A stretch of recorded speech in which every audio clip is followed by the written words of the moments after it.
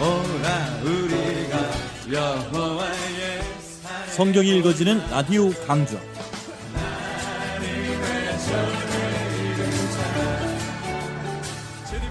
안녕하세요, 유명숙입니다. 무더운 여름이긴 하지만 그래도 잎이 무성해서 푸르름을 만끽할 수 있는 풍성한 계절입니다. 예수님은 세 번째 6월절 즈음 세례 요한이 참수당하는 사건이 생겨서 예루살렘에 가지 않으시고 대중들을 피해 한적한 벳세다 들녘으로 가셨어요. 그런데 그것까지 민중들이 따라오고 끼니 때가 되어 먹을 것이 없자 오병이어 사건을 일으키셨죠. 로마의 압제로 절망 가운데 살고 있던 백성들은 빵 문제를 해결해 준 예수님을 정치적 메시아로 봅니다. 이제 완전히 왕 삼자는 분위기죠. 하지만 예수님은 대중들이 모여있는 그 자리를 피하시고 가버나움으로 가십니다. 그런데 오병이어 사건을 경험한 민중들은 계속 예수님을 쫓아다니는 거예요. 예수님은 가버나움 해당에서 오병이어 사건의 의미를 해석해 주십니다. 아무런 의미도 모르는 채 예수님을 쫓는 무리들에게 너희가 나를 찾는 까닭은 떡을 먹고 배가 불러서다. 바로 풍요와 다산을 쫓는 물질주의 신앙이라고 지적을 하시는 거예요. 그러면서 영생의 양식을 위해 일하라고 하십니다. 하나님께서 보내신 일을 믿는 것이 하나님의 일이고 내가 생명의 떡이니까 내게 오는 자는 결코 줄이지 않고 나를 믿는 자는 영원히 목마르지 않는다고 말씀하셨어요. 내 살은 참된 양식이요 참된 음료이기 때문에 내 살을 먹고 내 피를 마시는 자는 내 안에 거하고 나도 그의 안에 거한다고 말씀을 하십니다. 벳세다 들녘에서 오병이어 사건을 경험한 민중들은 예수님을 정치적, 경제적 굴레에서 자신들을 구원해 줄 구원자로 생각하고 따르는 건데 계속 엉뚱한 말씀을 하시니까 제자들까지도 아리송한 거예요. 이 모습을 본 예수님은 이 말이 걸림돌이 되느냐? 그럼 인자가 이전에 있던 곳으로 올라가는 것을 본다면 어떻게 하겠느냐? 점점 이상한 소리를 하시죠. 하지만 이제 예수님은 1년만 있으면 십자가에서 돌아가실 거잖아요. 어떻게 죽을지도 아시기 때문에 이렇게 말씀을 하시는 거죠. 내 살을 먹어라, 내 피를 마셔라. 죽음이 전제되는 이야기입니다. 자신의 죽음을 통해 우리들과 진정한 연합을 하시겠다는 거예요. 이제 1년 후에 일어날 십자가 사건을 이해할 수 있도록 오병이어 사건을 일으키신 거죠. 이적을 경험하고 민중들과 제자들은 예수를 왕으로 삼고자 했지만 예수님은 엉뚱한 이야기를 하시는 거죠. 이때 가룟 유다를 비롯해서 많은 제자들이 떠납니다. 왕으로 등극할 수 있는 기회를 마다한 예수를 더 이상 따르고 싶지 않다는 거죠. 예수님은 오병이어 사건 이후 일반 대중들을 떠나 이방 지역을 다니면서 제자들을 집중적으로 훈련을 시킵니다. 하지만 두로에서도 수로보닉의 여인의 아들을 고치시고 데가볼리 지역에서는 규모가 어눌한 자를 고치시고 또 한 번에 4,000명을 먹이시는 이적을 행하십니다. 그러다 초막절 직전 가이사라 빌립보에서 중대 발표를 하시죠. 얼마 남지 않은 공생애를 앞에 두시고 예수님은 제자들에게 이렇게 묻습니다. 사람들이 인자를 누구라 하느냐? 더러는 엘리야, 세례 요한, 더러는 선지자 중 하나라고 합니다. 이렇게 대답을 하니까 그러면 너희는 나를 누구라고 생각하느냐? 이 물음에 베드로가 주는 그리스도여 살아계신 하나님의 아들입니다. 이렇게 고백을 하죠. 예수님의 정체성과 사명이 무엇인지를 정확히 밝혀주는 대답이었어요. 성전 청결 사건 이후 생긴 관점, 예수 그는 누구인가? 여기에 대한 답을 베드로가 아주 정확히 한 겁니다. 너는 베드로다. 이 반석 위에 내 교회를 세우겠다. 교회란 말이 처음 등장을 했어요. 그리고 천국 열쇠를 내게 주겠다. 내가 땅에서 풀면 하늘에서도 풀고 땅에서 매면 하늘에서도 매겠다. 이렇게 말씀하셨는데 이 말씀은 앞으로 제자들이 이끌어갈 교회 공동체에게 주신 말씀이죠. 그러면서 예수님은 예루살렘에 올라가서 죽임을 당하고 3일 만에 다시 살아나실 것을 말씀하십니다. 이것을 첫 번째 순환고지라고 하죠. 놀란 베드로가 주여 그리하지 마옵소서 이렇게 청원을 하지만 예수님은 사단아 물러가라 하시면서 나를 따르려거든 자기를 부인하고 자기 십자가를 지고 따르라는 제자도를 말씀하시죠. 이렇게 죽음 자체를 두려워하는 제자들에게 변화산 사건을 경험케 하시면서 자신이 바로 영광스러운 하나님의 왕권을 갖고 오신 인자임을 나타냅니다. 이제 예수님은 세 번째 유월절 이후 오랜 은둔 생활을 끝내고 초막절에 예루살렘으로 향하십니다. 예루살렘으로 향하는 예수님의 심정은 어땠을까요? 이번에 예루살렘으로 가면 네 번째 유월절을 맞이하게 되는데 그때 십자가에 돌아가시잖아요. 겨우 6개월을 남겨둔 시점이죠. 제자들은 으쌰으쌰하는 분위기지만 예수님의 마음은 참 힘드셨을 겁니다. 지금 예루살렘의 분위기는 어떨까요?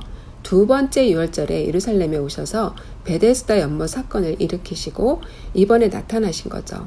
38년 된 병자를 안식일에 고치시고 안식일의 주인은 나다. 하나님이 일하시니 나도 일한다. 이런 말씀을 하시는 바람에 안식일 문제가 큰 이슈로 떠오르고 그때부터 종교 지도자들은 예수님을 죽이고자 했던 거예요. 1년 반 전의 일이었어요. 오랜만에 나타나셨지만 예수님은 이런 분위기를 다 감지하고 계십니다. 갈릴리 사역을 하실 때도 계속 나타나서 예수님의 사역을 방해했던 사람들이었어요. 이런 분위기 속에서 자신을 드러내는 일은 아주 위험한 일인데 예수님은 초막절 중간쯤 이미 성전에 나타나셔서 설교를 하십니다. 내가 그리스도인데 왜 나를 죽이려고 하는가? 예수님이 터뜨린 첫 번째 이슈입니다. 너희들은 내가 어디서 왔는지 안다고는 하겠지만 나는 그에게서 났고 조금 더 있다가 나를 보내신 이에게로 간다. 예수님은 이때부터 떠남에 대한 말씀을 하십니다. 더 이상 은유도 비유도 아닌 모든 사람들이 알아들을 수 있는 말로 자신이 그리스도임을 정확하게 말씀하십니다. 두 번째는 이사야의 생수 설교를 하시면서 자신이 메시아임을 밝히죠. 그리고 마지막으로는 I am he, 내가 곧 그임을 아는 자, 그 사람은 구원을 받는다는 거예요. 너희가 내 말에 거하면 참으로 내 제자가 되고 진리를 알지니 진리가 너희를 자유케 하리라. 내가 곧 그임을 아는 자, 이 사람은 진리를 깨달은 자고 그 진리 안에 거하는 자가 참 자유함을 얻은 자라고 말씀을 하시는 거죠. 그리고 결론적으로 목자와 양의 비유를 통해 우리 모두의 죄악을 담당하시기 위해 목숨을 버려야 한다는 자신의 정체성을 밝히십니다. 양을 위해 목숨까지도 내놓을 수 있는 리더십을 갖고 있는 목자가 바로 예수님이죠. 초막절이 끝나고 예수님은 수전절에 예루살렘에 나타나셔서 또 설교를 하십니다. 수전절은 마카비 혁명 후 더럽혀진 성전을 청결케 한 사건을 기념해서 지키는 명절이죠. 이 명절에 예수님은 솔로몬 행각을 다니시면서 말씀을 선포하셨어요. 체포하자니 민중들이 엄청 따르고 당국자들은 지금 굉장히 난감해합니다.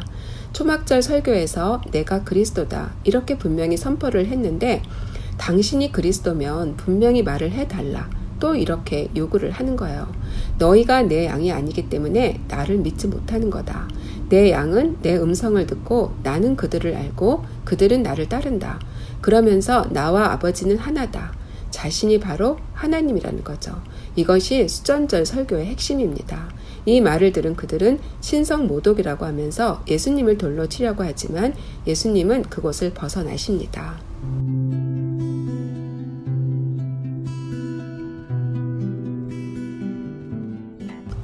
수전절 설교를 마치신 예수님은 베레아로 이동하셔서 3개월 동안 마지막 사역을 하십니다. 이곳은 세례 요한의 집회 장소였고 모세가 신명기를 베푼 장소였고 엘리야가 승천한 장소 그리고 예수님이 미리 70인 전도단을 보냈던 곳입니다. 3개월을 계획하시고 이 베레아로 가셨는데 나사로가 죽었다는 이야기를 듣고 다시 예루살렘으로 오셨다가 가십니다. 죽은 나사로를 살린 사건 이후 종교 지도자들은 공식적으로 예수 체포령을 내립니다. 예루살렘 성전 분위기는 갈수록 험악해지죠. 다시 베레아로 돌아오신 예수님은 각 성과 촌을 다니면서 최종 마무리 전도를 하십니다. 초막절과 수전절에는 정치 종교 지도자들 앞에서 공적으로 말씀을 선포했다면 베레아 지역에서의 3개월 동안은 많은 비유로 말씀을 하셨어요. 특히 잃어버린 영혼에 초점을 둡니다. 예수님은 이렇게 요단 동편 베레아 지역에서 많은 이적과 비유의 말씀을 행하시고 마지막 일주일 남겨놓으시고 다시 유대 지역 예루살렘으로 입성하십니다. 어린 나귀를 타고 마치 전쟁에서 승리한 장군처럼 호산나 환호성을 받으며 종료주일에 당당히 입성을 하시는 거예요. 스가랴서 말씀의 성취죠. 이튿날 월요일엔 한 번 더 성전을 청결케 하는 사건이 일어납니다. 세 번째 화요일 아침엔 열매에는 없고 잎만 무성한 무화과 나무를 저주하시는데 이것은 나무 자체를 저주한 것이 아니고 거칠에만 화려하고 전혀 열매가 없는 종교 지도자들의 영적 상태를 지적하고 있는 겁니다. 이렇게 아침에 무화과 나무를 저주하는 사건이 있고 저녁에는 심판의 메시지를 할 텐데 그 중간에 종교 지도자들과의 신학 논쟁이 있습니다. 이제 이틀만 있으면 예수님은 십자가에 돌아가실 텐데 화요일에 공적으로 모든 신학자들과 신학 논쟁을 한다는 사실은 굉장한 이슈입니다. 그동안 팽팽하게 긴장하고 있던 것이 터진 거죠. 논쟁의 이슈는 예수 그는 누구인가? 첫 번째 6월절 성전 청결 사건 이후부터 불거져 나온 이슈가 지금까지 끈질기게 이어져 오고 있다는 거예요. 예수님이 성전에서 가르치실 때 종교 지도자들이 무슨 권리로 이 일을 하냐고 물으니까 그럼 나도 너희들에게 한 가지 물어보겠다 하시면서 세례 요한의 세례가 어디로부터 왔냐고 묻는 거예요. 세례 요한이 어떤 사람이었나요? 그는 오로지 예수 그리스도의 길을 예배하던 사람으로 자신은 그분의 신발끈조차도 들 수 없는 사람이라고 고백했던 사람이었어요. 만약 그들이 세례 요한을 인정한다면 예수님도 인정을 해야 하는 거고 인정하지 않으면 요한을 선지자로 여기는 민중들이 가만히 있지 않을 거라는 거죠. 그래서 그들은 모른다는 답을 합니다. 그럼 나도 무슨 권위로 이 일을 하는지 말하지 않겠다. 그러면서 예수님은 먼저 두 아들에 대한 비유를 하시고 포도원과 소작인 그리고 혼인잔치 비유를 통해 유대인의 죄가 무엇인지를 지적해 주십니다. 결국 너희들은 하나님 나라를 빼앗기고 열매 맺는 백성들이 그 나라를 유업으로 받을 거다. 이렇게 말씀을 하시니까 종교 지도자들의 반응이 어떤가요? 평소 바리새인들은 친로마주의자들과 원수처럼 지냈어요. 그런데 지금은 한편이 되어서 예수님을 올무에 걸리게 하라고 여러 가지 질문을 하지만 예수님은 더 이상 반박할 수 없을 만큼 아주 지혜롭게 답을 하십니다. 그리고는 너희들은 그리스도를 누구의 자손이라 생각하느냐? 이제 역으로 그들을 향해 질문을 하시죠. 다윗의 자손이라고 답하는 그들을 향해 시편 110편 1절 말씀을 인용해서 그리스도는 다윗의 자손을 뛰어넘어 하나님의 아들임을 당당히 밝혀주십니다. 단순히 다윗의 자손으로 올 것이라고 믿었던 그들은 그날 이후 아무도 예수님께 묻는 자가 없었다고 기록하고 있습니다. 단칼에 적수를 KOP시킨 예수님은 그들을 향해 저주에 가까운 발언을 하시죠. 구원하시나 심판하시는 하나님의 모습입니다. 화 있을진저 화 있을진저 외식하는 바리새인과 서기관들이여 이러시면서 곧 일어날 일들과 종말로 치닫는 모습들을 예언하십니다. 이렇게 말씀하시고는 예수님은 더 이상 대중들을 상대로 말씀하지 않으셔요. 이제부터는 지난 3년간 동고동락했던 제자들만을 상대로 말씀을 쏟아내시죠. 마치 기밀 문서와도 같은 내용이었겠죠. 종교 지도자들과 거친 논쟁을 마치고 제자들과 함께 감난산에 오르신 예수님은 이제 40년 후 무너질 예루살렘 성을 바라보면서 감정에 복받친 눈물을 보이십니다.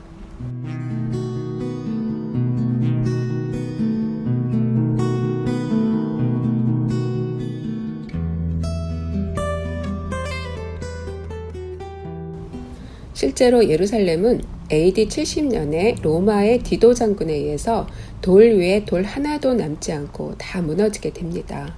열심 당원들이 마사다에서 끝까지 저항했지만 그것마저도 완전히 함락을 당합니다. 이후 예수님은 다락방에서 마지막 만찬을 하시면서 세족식을 하시고 새 계명을 주십니다. 그리고 하늘로부터 오셨기 때문에 다시 하늘로 가셔야 한다고 말씀하셨어요. 다락방에서 만찬을 하시고는 어느 포도밭을 지나시면서 포도나무 비유로 말씀을 하시죠. 포도나무 가지가 나무에 붙어 있어야 열매를 잘 맺듯이 너희도 내 안에 거할 때 좋은 열매를 맺을 수 있다고 하십니다. 그 대제사장적 기도로 마무리를 하시고 겟세마네 동산에 올라가서 마지막 기도를 하십니다. 그리고는 종교 세력과 대제사장 그룹 일당에게 목요일 밤 체포를 당하시죠.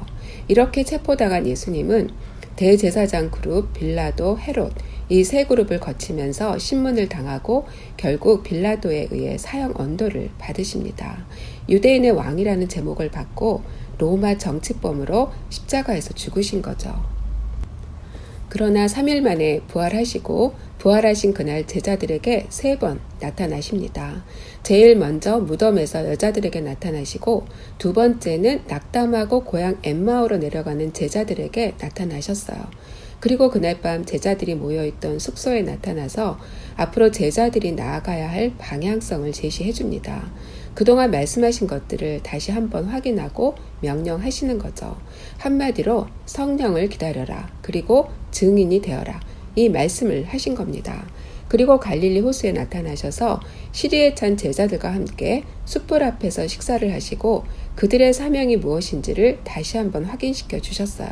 그렇게 힘을 얻은 제자들은 다시 예루살렘으로 향합니다. 그들이 꿈꾸며 바랐던 이스라엘의 회복을 이루기 위해서였죠. 그리고 부활하신 예수님께서는 제자들에게 마지막으로 나타나시는데 그 장소가 바로 감람원이라는 곳이에요. 이제 정말 마지막으로 유언을 하시는 거죠. 아직도 예수님과 함께 뭔가를 이룰 수 있다고 생각하면서 이스라엘을 회복할 때가 언제냐고 묻는 제자들에게 그때를 아는 것이 문제가 아니고 초지일관 계속해서 성령을 기다려라. 그리고 증인이 되라. 이 말씀만 계속 하십니다. 제자들의 사역은 예루살렘과 온 유대와 사마리아와 땅끝까지 가서 예수 사건의 증인이 되는 겁니다. 이 말씀을 하신 예수님은 제자들이 보는 가운데 하늘로 올려져 가십니다. 예수님이 승천하시는 모습을 본 제자들은 더 이상 예수님이 나타나실 것을 기대하지 않았어요. 예수님의 말씀대로 더 이상 찾을 수 없는 곳으로 가셨다는 것을 깨달은 거죠. 이제 성령님이 오시기만을 기다리는 겁니다. 여기까지 예수님의 행적을 정리해 보았습니다. 퀴즈 하나를 내겠습니다. 예수님은 초지일간 무엇을 기다리라고 하시나요? 정답을 아시는 분은 지금 바로 전화를 주세요. 847-296-1125 847-296-1125로 전화를 주시면 됩니다. 정답을 맞히시는 분께는 성경 입체 지도를 선물로 드립니다. 그럼 저는 다음 주에 뵙겠습니다. 감사합니다. 성경이 읽어지는 라디오 강좌 2실사모의 어성경에 읽어진의 성경 일독학교 신학반이 7월 31일부터 매주 화요일 오후 7시 K라디오 공개홀에서 12주간 진행됩니다.